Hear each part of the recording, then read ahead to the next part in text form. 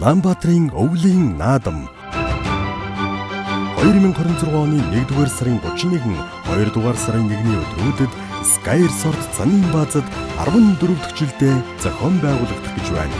Наадмын үеэр Монгол орны соёл уламжлалын хэлхээ болсон Мөсөн сурын харвааны олон улсын авраг шалгаруулах тэмцээн, Мөсний шагаан Улаанбаатар хотын авраг шалгаруулах тэмцээн болон шин тутам хөгжиж буй snowboard, paragliding, цасны регби, рорлингийн спортын Улаанбаатар хотын авраг шалгаруулах тэмцээн зэрэг мэргэжлийн тамирчид болон сонирхогчдын дундах олон сонирхолтой тэмцээн уралдаан болно.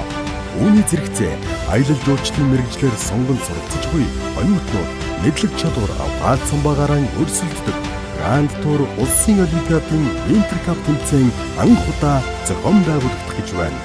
Монгол орны үзэсгэлэн төвийн улирал, ёс заншил, өв уламжлал, дахин давтагдчихгүй өвөрмөц соёлтой танилцахын зэрэгцээ, шин тутам хөгжиж буй өвлийн улирлын экстрим спорт аяллаа төлөвлөлтийг сонирхогч хүн бүрийг урьж байна.